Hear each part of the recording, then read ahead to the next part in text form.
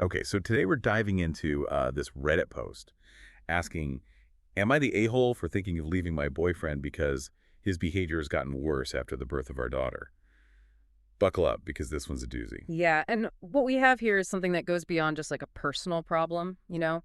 We get this look into how the whole Reddit community reacts to the story, the OP's story, which gives us this interesting perspective on like societal expectations and support Yeah, systems. so the OP, she's a 22-year-old woman, and she describes this situation that is just like red flags everywhere, right? Mhm. Her boyfriend, who is 27, is complaining about the lack of, intimacy just 8 weeks postpartum, calls her a mooch for not working even though she's caring for their newborn, and even throws a bottle at her and leaves a bruise. Whoa. Okay, so this is textbook, unfortunately, a pattern of control and abuse, right? He's isolating her financially, he's belittling her contributions as a mother, and he's resorting to these intimidation tactics. It's very concerning. And it gets worse. He's refusing any government assistance because he thinks it's beneath them. Yeah. Talk about putting pride over his family's well-being. Definitely. That's a really clear indicator of economic abuse, right? He's using their financial situation as this way to control her, to deny her access to resources that could actually help, reduce their stress. It's a way to keep her dependent, to keep her trapped. It's just heartbreaking to see. And she's in this cycle of abuse, not just from the boyfriend, but also from her mom. Yeah, exactly. And that adds this whole other layer to it, right? Because when the OP reaches out to her mom, looking for support, she's met with judgment and blame for having a baby, without being married. And the mom even suggests giving the baby up for adoption. It's like kicking someone when they're already down. Instead of offering the emotional support her daughter so clearly needs, she's just focusing on these outdated societal expectations. Yeah, and this actually speaks to something bigger, like this intergenerational trauma almost, how past experiences can shape what we do in the present without us even realizing it.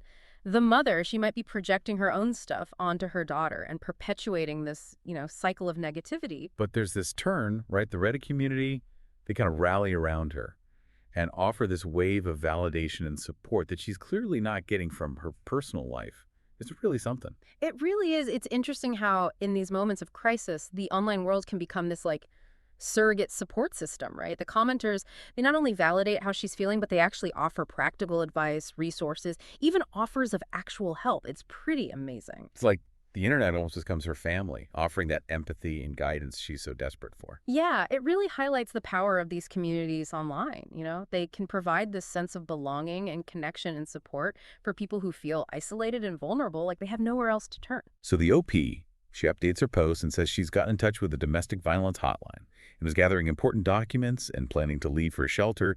And she even mentions getting offers of help from the commenters, like food, clothing, temporary housing. Wow. That's resilience right there, Despite everything she's going through, she's taking these proactive steps to protect herself and her baby.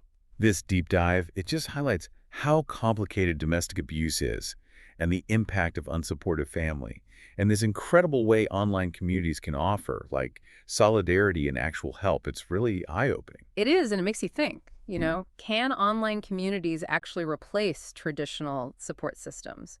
What are the pros and cons of looking for help this way? And those are the kind of questions we'll be looking at more as we keep unpacking this Reddit post and all the fascinating comments.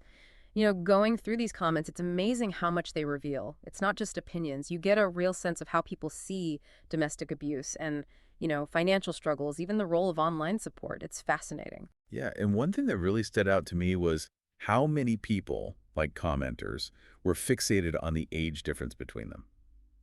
He's 27, she's only 22. It's not huge, but people kept bringing it up. It is interesting, right? It's like they're saying, look, he's older, he should be more mature, more responsible, right? His behavior's even worse because of that age gap. Totally. Like, he should know better than to be throwing these tantrums and refusing help when his partner and child are struggling.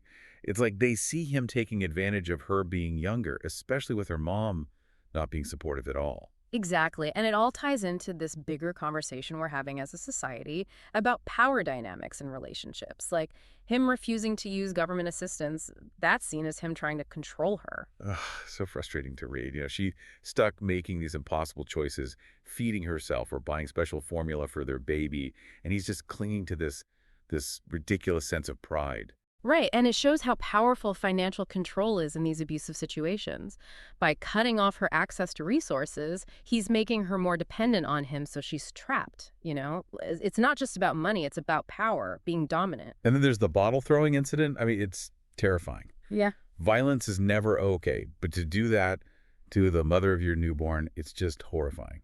And you see that in the comments too, like that's a turning point. It goes from concern to everyone being really alarmed, a lot of people saying they're scared for her and the baby. Some even brought up shaken baby syndrome, saying he's a danger to both of them, the OP and the baby. That's huge, Huh. right? Because it raises the question, how do we as a society actually step in? Everyone says just leave, but when you're actually in that situation, it's so much harder. Exactly, and that's where the advice in the comments becomes so important because it's not just judging, it's about giving her power.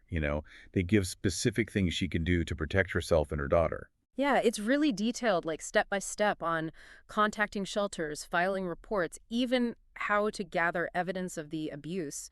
It's like they're creating this escape route for her, this guide through a process that must feel so scary and unknown. And it's not just the immediate stuff. They're thinking long term too. Yeah. Talking about co-parenting, finding affordable childcare, even her going back to school. It's really incredible. It really shows you the power of a community, right? Everyone coming together to support someone who needs it.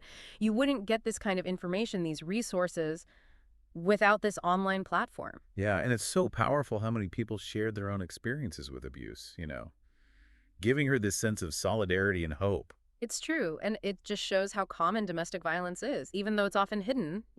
Hmm. By sharing their stories, they're helping the OP, but also contributing to this bigger discussion about a really serious By problem. saying, you're not alone, Yeah. we've been there, and you can get out. And it brings us back to that question. Can online communities really replace traditional support?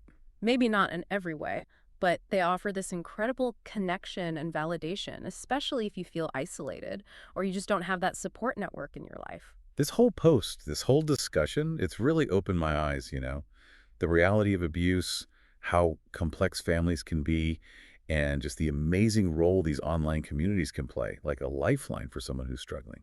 Absolutely. And the story doesn't end there. Things take another turn when she starts sharing her plans for the future. You can see this new determination to break free. It's amazing, right?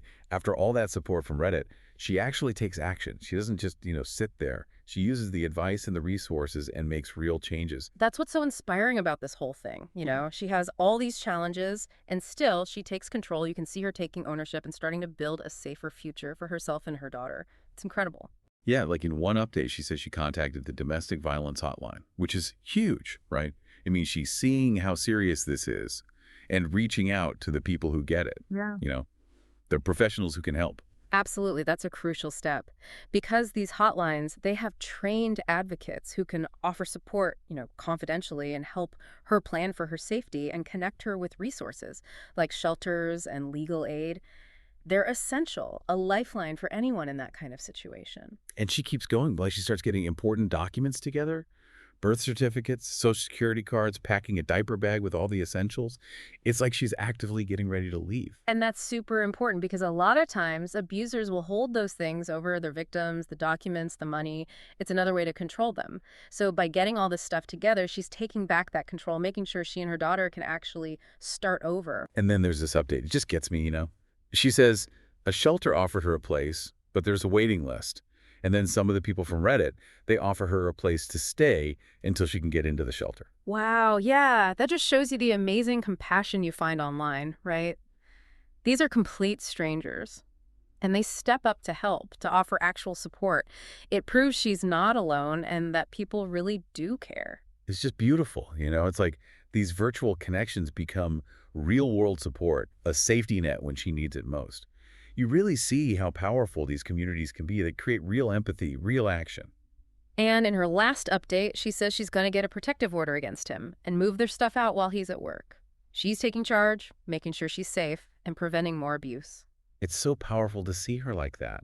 Yeah. She's not waiting for someone to rescue her. She's doing it herself, creating a better life for her and her daughter. It's like this whole journey from that first post on Reddit to everything she's doing now. It shows you how strong people can be, how determined to break free from these toxic, dangerous situations. This has been, wow, this deep dive has been a lot. We saw the reality of abuse, how messy families can be, and this incredible power of online communities.